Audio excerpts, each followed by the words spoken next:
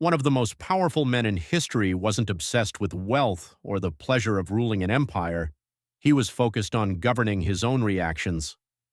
This isn't about sugarcoating pain or faking a smile when life is heavy. It's about acknowledging reality as it is and choosing how you respond. That's where true strength and true happiness begin. Maybe right now you're overwhelmed. Your job feels impossible. Your finances weigh on you. Your health, your relationships, or the endless pursuit of perfection and success, it all feels like too much. The Stoics knew that feeling. They carried those same burdens. But instead of drowning in them, they developed practical tools to cultivate peace and resilience right in the middle of life's storms. Stoicism doesn't ask you to turn off your emotions or to stop caring. It asks you to engage fully with your values, your choices, and the meaning in every breath you take. Here's the radical idea.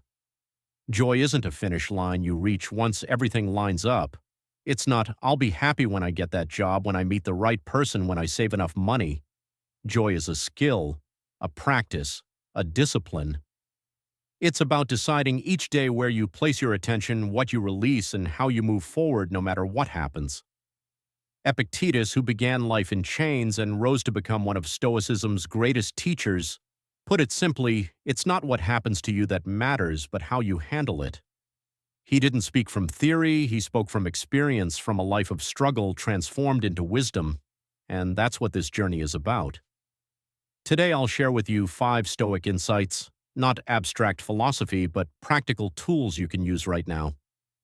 Tools to reshape how you experience life, to help you find peace in chaos, and to teach you how to cultivate joy every single day. On Stoicism Breath, let's ground ourselves in a powerful reminder these ideas are not abstract philosophies locked away in books. They are practical, usable tools. Steps you can take right now to build lasting joy and emotional clarity. Together, they form the foundation of a life filled with strength, peace, and meaning. This isn't about changing the entire world around you, it's about transforming the way you meet that world no matter the storm. It's about realizing you hold far more power over your happiness than you've ever been led to believe. Happiness is not about waiting, it's about crafting intentionally every single day. Now, if this message resonates with you, if you're ready to stop waiting for happiness and start shaping it, lean in and walk this path with me.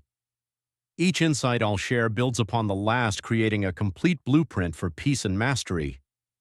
The Stoics believed philosophy wasn't just something to read, it was something to live. And today we'll prove they were right. Let's begin with the first principle. Reclaim your morning focus. The core of everyday joy.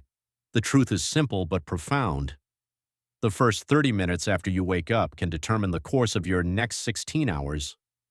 Most people wake up and dive straight into chaos, their phones, emails, notifications, news feeds. Before they've even taken a conscious breath, they've already handed control of their mind to the outside world. But the Stoics saw mornings as sacred as a window to either plant seeds of calm or invite turmoil. Marcus Aurelius himself practiced a powerful ritual. Each morning he reminded himself, "Today I will encounter selfishness, ingratitude, arrogance, dishonesty, envy, and bitterness." At first glance, that might sound pessimistic, but listen closely. He didn't stop there. He continued. "But I've come to understand the beauty of goodness and the ugliness of vice, and I know that the person acting wrongly is still kin to me." This wasn't negativity, it was preparation, it was mental armor. He wasn't imagining a perfect day, he was preparing for reality. By doing so, he anchored his mood before the world had the chance to pull it off course. Now think about your own mornings. Do you wake up rushed, anxious, already feeling behind before the sun is even fully up? Do your thoughts leap immediately to responsibilities, worries, or everything that could possibly go wrong? Or do you take a moment to deliberately shape your mental state for the day ahead? Stoic morning discipline isn't about apps, planners, or complicated routines. It's built on 3 simple, transformative actions. First, accept that challenges will come because they always do. Second, remind yourself that you have the strength to face them. And third, focus only on what is within your control, your mindset, your effort, and your reactions. This is how you reclaim your morning, and in doing so, you reclaim your day. On Stoicism Breath. Here's the truth about mornings when you master your first thoughts. You master your day. 3 simple reminders can transform everything. First, challenges are part of life. Second, you already carry the strength to meet them. And third, focus only on what you can truly control: your mindset, your effort, and your reactions. When you start your morning this way, you stop drifting through the day impulsively. You become intentional, prepared, and calm. You stop waiting for peace to appear, you begin crafting it. Here's something practical you can try tomorrow. Before you touch your phone, before you dive into problems, pause and ask yourself 3 questions. What am I grateful for right now? What's one meaningful thing I can do today to grow? How do I want to show up in my world today? These aren't just feel-good affirmations. Neuroscience confirms that when you fill your mind with gratitude and purpose at the very start of the day, you activate the prefrontal cortex, the part of your brain responsible for focus, emotional control, and wise decision-making. This is strategic psychology, and it's also deeply Stoic. Because instead of trying to micromanage your day, you're shaping the way you face it. Seneca once said, "Every beginning starts with the ending of another." Each morning isn't just the start of a new day, it's the end of yesterday's mistakes, fears, and limits. When you reclaim your mornings, you give yourself permission to begin again. You build momentum from your very first thought. You don't pretend life will be easy, you prepare yourself to handle whatever comes. The Stoics didn't live protected lives. They faced wars, disasters, and personal loss. But they trained their minds to respond instead of react, and that's why they found peace. You can do the same. Tomorrow morning, reclaim your first thoughts and you'll reclaim your life, starting with clarity, strength, and purpose. Now let's step into the second Stoic rule channel: pain. Into meaning, the art of turning struggles into strength. At first, this might feel uncomfortable. We're taught to chase comfort, to avoid pain, to believe that ease is the path to happiness. But the Stoics saw something very different. They understood that the deepest growth, the strongest purpose, and even the most profound joy often emerge from our hardest trials. Epictetus is living proof of this truth. Born into slavery, crippled by physical limitations, he didn't simply endure, he transformed suffering into wisdom. He taught that life's painful experiences are not detours away from happiness, they are the very foundation on which resilience and meaning are built. This wasn't theory spoken from a safe distance, it was forged in the trenches of hardship. Think about your own life. Maybe you're carrying the weight of a fading relationship. Maybe you feel trapped in a toxic job. Maybe health issues or financial stress are shaking your sense of peace. Your instinct might be to wish for relief, to hope these problems disappear. But the Stoic way asks a different question. What if this very pain could be the seed of your strength? What if this challenge is the teacher you didn't know you needed? This is how the Stoics lived, and it's how you can transform struggle into power. On Stoicism Breath, let's talk about the storms we can't escape: health struggles that shake your peace, financial burdens that never seem to lift, or the ache of loss and betrayal. Your instinct might be to pray for relief, to wish the pain would disappear. But what if the very weight you want to escape could become the fuel for a stronger, wiser, more purposeful version of yourself? The Stoics understood something vital. Pain itself is not the enemy. Pain is real. Grief is real. Disappointment cuts deep. But it's how we interpret pain that determines whether it crushes us or shapes us. This transformation begins with a shift in perspective. Instead of asking, "Why me?" ask, "What is this teaching me? What qualities are being forged in me right now?" Maybe endurance, maybe patience, maybe humility. Think of the people you most admire. Are they the ones who never faced hardship, or the ones who endured, stumbled, and rose again with wisdom and strength? History is full of such examples.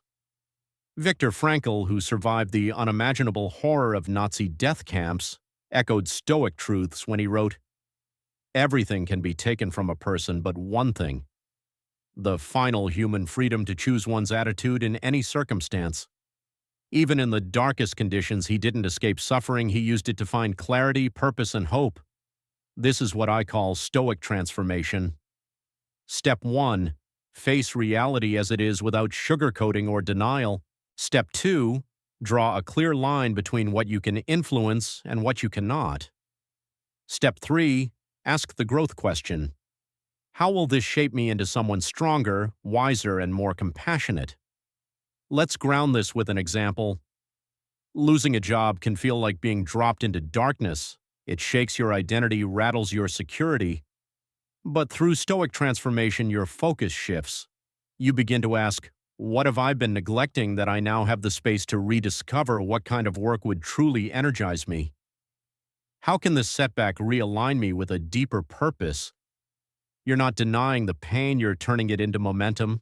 And suddenly, instead of waiting for things to improve before you feel better, you start improving yourself right in the middle of the chaos. The beauty of this principle is how it reinforces itself. Each time you meet adversity with strength and awareness, you build confidence in your ability to face the next challenge. You begin to see hardships not as interruptions to happiness, but as tests that reveal the depth of your character. This is what Nassim Taleb calls being anti-fragile. You don't just survive pressure, you grow stronger from it. The Stoics described it as the discipline of desire, aligning yourself with reality rather than endlessly wishing for something else. And in that alignment, you find a power that no setback can take away. On Stoicism Breath, here's a shift that can change the way you carry life once you embrace the truth that challenges are not roadblocks but stepping stones. Everything changes. You stop fearing pain. You stop resenting life's twists. Instead, you begin to see every obstacle as an invitation to grow into a more powerful version of yourself. The Stoics weren't distant philosophers sitting in ivory towers. They were human beings who endured war, exile, betrayal, illness, and loss. They created their principles not because life was kind, but because it was brutal, and yet they still found peace.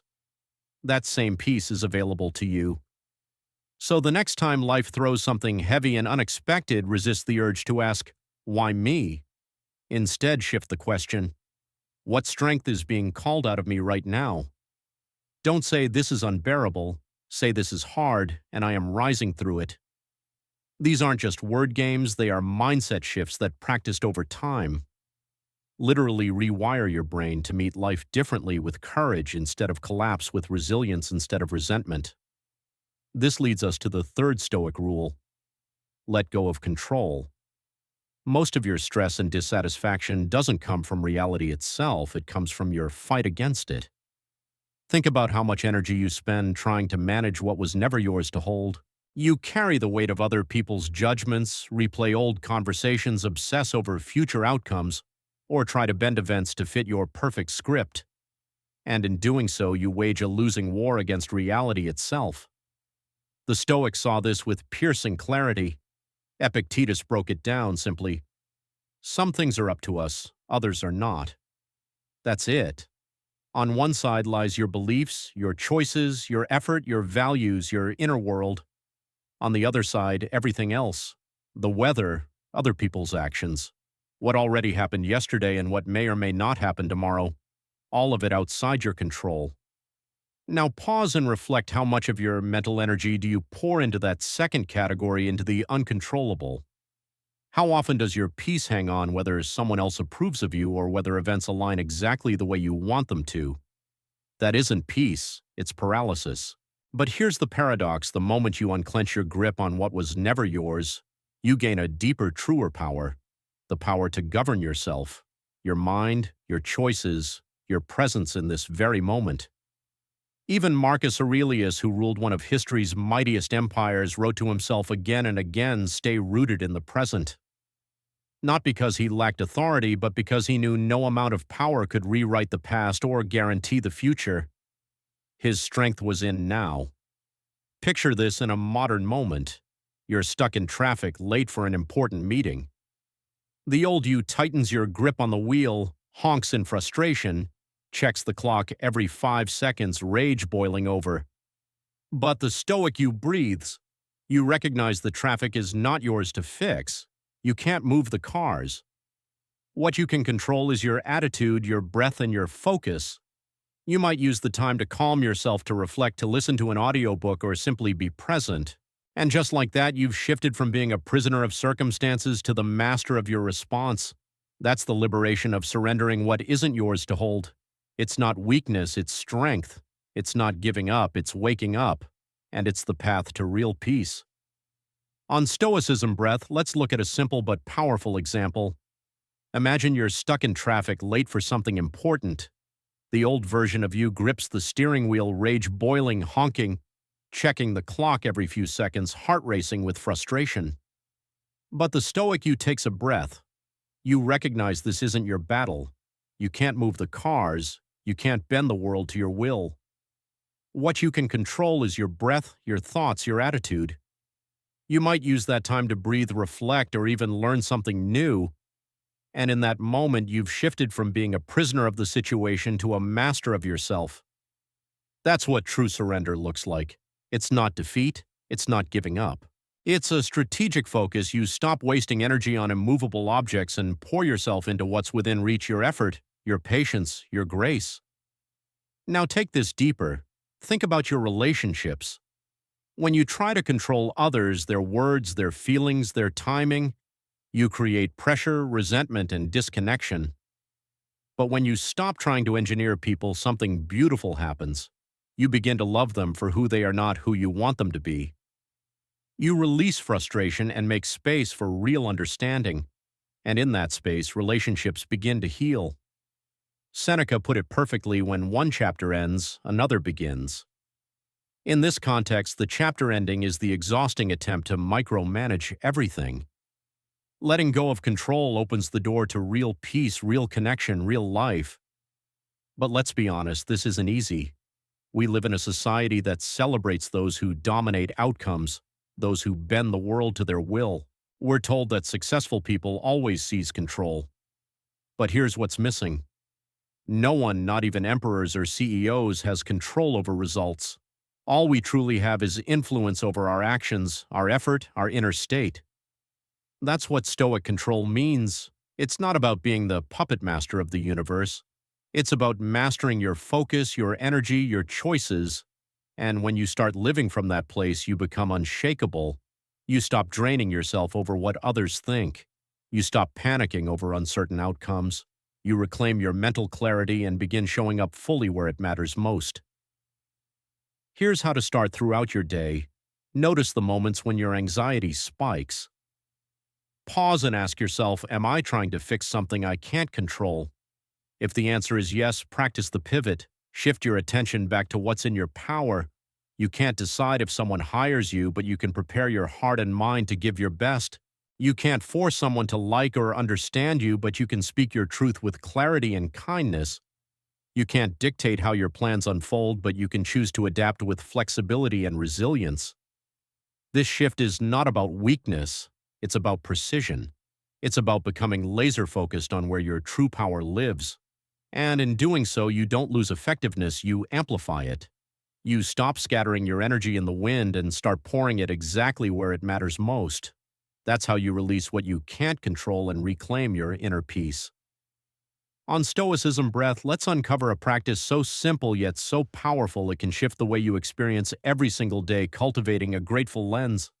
Right now, your life is overflowing with quiet miracles, your heart beating without effort, your lungs filling with air, your eyes decoding colors, textures, and expressions, your mind weaving thoughts, memories, and dreams. And yet most of us overlook all of this. Instead, we fixate on the one thing missing. The next goal, the mistake that still lingers, or the comparison that makes us feel less than. The Stoics understood this flaw in human nature, but they didn't treat gratitude as just a fleeting feeling. For them, it was a discipline, a daily tool to retrain the mind to see abundance, especially when life felt scarce or uncertain. Marcus Aurelius reminded himself each morning, reflect on the honor it is to breathe, to think, to feel, to love. Notice he didn't say only when life is going well. He said every morning. Gratitude wasn't optional. It was foundational. And here's where Stoic wisdom gets truly transformative. They practiced what's called negative visualization. Seneca often suggested imagining the loss of the very things you hold dear: your health, your home, your loved ones, not to create sadness, but to awaken reverence, to break the numbness routine creates. Picture, even for a moment, life without the people closest to you. That ache in your chest isn't despair, it's gratitude awakening, reminding you not to overlook what matters most. This isn't morbid, it's clarity. When you regularly reflect on impermanence, you stop sleepwalking through life. You stop rushing past beauty. You begin to see that even an ordinary day is an extraordinary gift. And Stoic gratitude didn't stop at good fortune, it extended even into hardship. Epictetus taught that everything we encounter is a lesson, an opportunity to cultivate patience, resilience, wisdom, or love. So the question becomes, when challenges appear, instead of asking, "Why me?" ask, "What is this teaching me to appreciate?" This is how gratitude in the Stoic sense becomes more than just a list. It becomes a way of seeing, a lens that brings joy, strength, and meaning into every moment. On Stoicism Breath, let's explore a truth that can transform how you experience life. Gratitude is not about denying pain or pretending hardship doesn't hurt. It's about recognizing the growth that can emerge when you meet that pain with awareness. A difficult conversation can remind you to be thankful for the courage it took to speak honestly. A health scare can deepen your appreciation for the body that carries you. A loss can awaken your ability to love deeply. Gratitude in the Stoic sense is not shallow, it's strength disguised as softness. Here's a practice to ground yourself every night. Before bed, take 5 minutes and name 3 things you appreciated that day. Start with something big, your ability to walk, eat, or rest safely. Then move to something medium, a warm exchange with someone, a song that lifted your spirit, a small act of kindness. Finally, end with something tiny, the taste of your coffee, the sound of birds, the simple fact that your body kept you alive without complaint. Don't just list them, feel them. Reflect on how different your day would have been without them. Neuroscience confirms that gratitude rewires your brain. It strengthens the circuits for joy and weakens those that fuel negativity bias. In other words, you are literally training yourself to find light even in dark places, but there's something even deeper. When gratitude becomes your default lens, you stop chasing happiness in the future. You stop waiting for conditions to be perfect. Instead, you fall in love with life as it is. You see through the illusion of lack and rediscover the wealth of what's already here.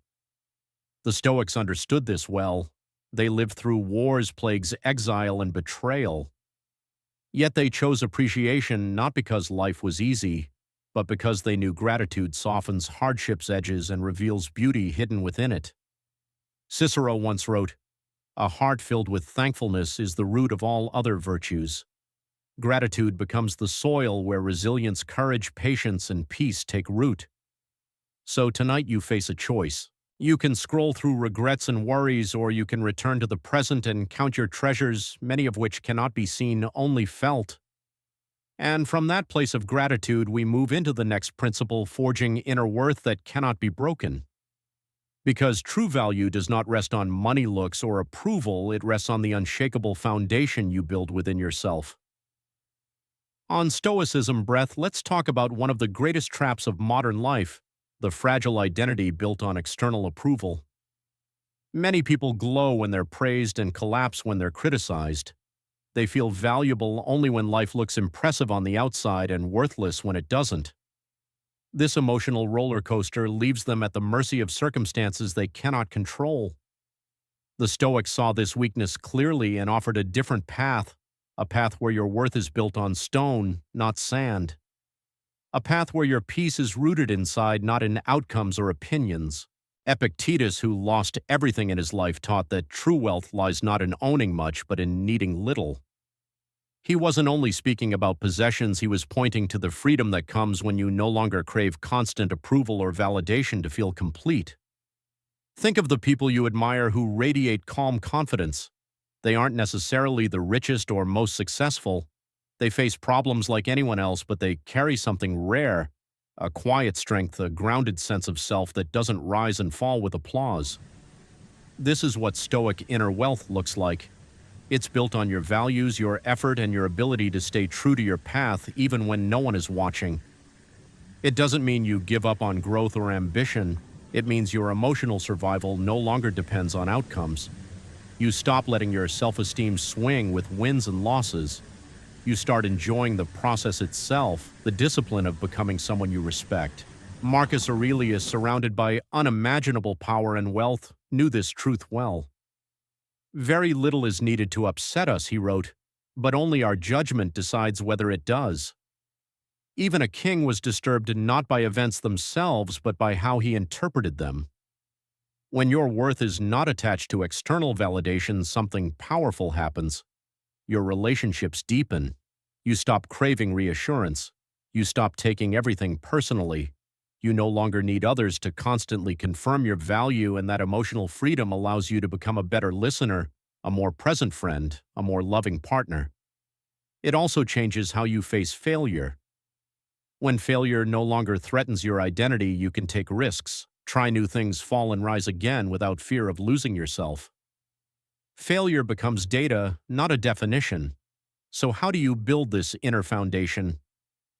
Begin with daily reflection, not on what you achieved or failed at, but on who you chose to be. Ask yourself, what kind of person do I want to be regardless of results? How do I treat others regardless of how they treat me? What values do I live by even when no one notices? Seneca captured it perfectly. Anyone who ties their happiness to fate becomes a slave to chance. If your joy depends on fortune, you'll always be unstable. But if your worth is anchored in principles, your kindness, your courage, your effort, then no failure, no rejection, no downturn can take it away. This kind of strength is not built overnight. Most of us have spent years, maybe a lifetime, chasing validation and comparison, but every step you take toward grounding yourself in inner worth is a step toward freedom, a freedom no circumstance, no opinion, no storm can ever break. On Stoicism Breath. Let's close this journey with one of the most liberating truths: your worth has never been up for negotiation. It doesn't rise and fall with likes, promotions, beauty, or applause. It is something you were born with, a foundation of limitless potential for growth, love, and impact. For the next 7 days, try this simple practice. Notice one area where you've been outsourcing your worth, maybe your career, your appearance, or someone else's approval, and shift your focus inward. Celebrate effort, not applause. Honor progress, not perfection. And when setbacks come, remind yourself, I am still worthy. I always have been. The Stoics understood this deeply.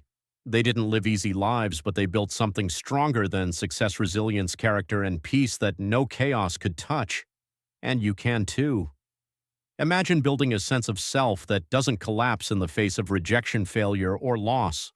One that stands tall even when life howls at your door. And here's the paradox: the moment you stop chasing approval, you often start receiving more of it. But by then you've outgrown the need. That's when you know you are finally free. So carry this with you. Happiness isn't a prize handed out by fate. It isn't something you stumble into by luck or wait endlessly for. Happiness is a craft. It's built daily through your choices, your mindset, and your discipline. The 5 Stoic principles we've walked together aren't abstract ideas. They are real-world tools forged in fire, used by people who endured war, exile, betrayal, illness, and still found peace. And now they belong to you. You've learned how to reclaim your mornings and anchor your mind before the world hijacks it. You've discovered the power of transforming hardship into purpose, finding clarity and growth instead of surrendering to defeat. You've begun to release the exhausting urge to control everything and felt the relief that comes with focusing only on what is truly yours. You've seen how gratitude shifts your entire perception of life, not by erasing problems, but by revealing the wealth already present within you.